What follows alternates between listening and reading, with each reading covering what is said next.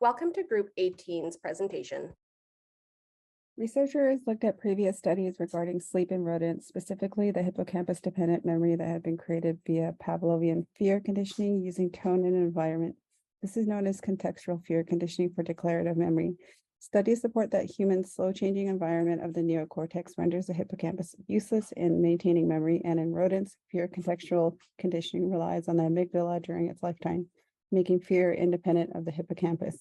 The study is hoping to reduce the criticisms of previous studies, such as stress-induced ulcers and other effects of sleep deprivation, by using a naturalistic approach and answer whether sleep encourages better stored memory in rodents, because thus far there are still unanswered questions regarding whether memory is stored during neuronal replay, which occurs during REM and non-REM sleep of rats. 67 mice were entrained to a 12-hour light-dark cycle 5 weeks before and during the remainder of the experiment. The lights were on at 9 a.m. and off at 9 p.m., where they also had unrestricted access to food and water. The mice were placed into two groups, the awake or sleep first conditions. In the awake first groups, the mice were trained 1 hour before their primary wake period. The dark phase followed the training for 12 hours and then began the light phase, and then vice versa in the sleep first condition.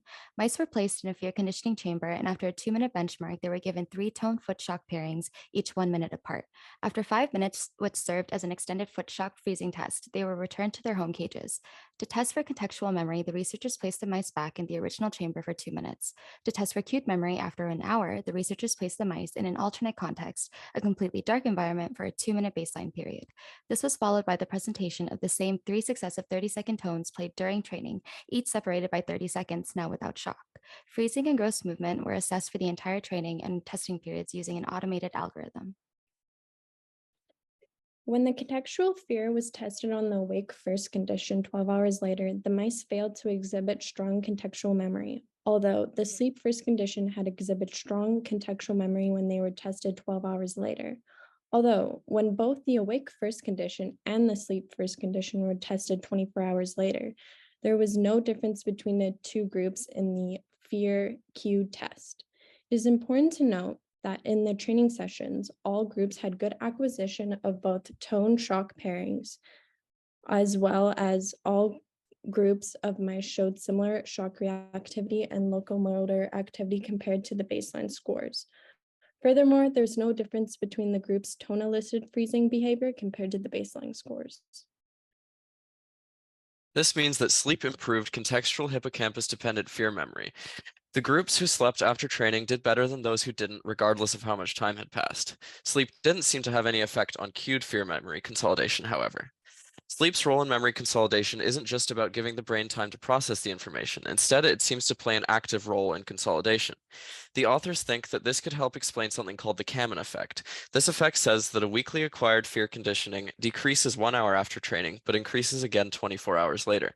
The authors also suggest that sleep helps consolidate memories by moving them from a hippocampus-dependent state to a neocortex-dependent state, which is more heavily involved in long-term memory. So largely, we believe that this evidence supports this conclusion. At the 12-hour mark, the sleep first group did have better memory consolidation than the awake first group, and the data was analyzed using a multivariate ANOVA test. The researchers also controlled for many known limitations, including controlling the passage of time between when they were either had the awake or sleep first condition and when the testing was done. They also controlled for differences in circadian activity, as we know sometimes the fear reaction is more intense at certain times of day. And then they also controlled for fatigue, so how long ago the mice had slept before this study. Due to the study being a naturalistic approach, there is not as much control over the phases as in like sleep deprivation studies, and this study can only account for contextual hippocampal dependent fear memory and may not equivocate to other forms of memory.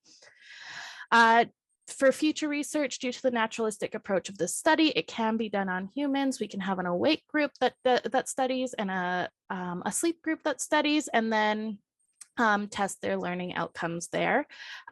Connection to the course material. This study connects to many concepts discussed in week 5 of memory consolidation and reconsolidation. In particular, this study very closely follows the generic research paradigm in animal models. However, the independent variable is sleep rather than a drug or gene replacement.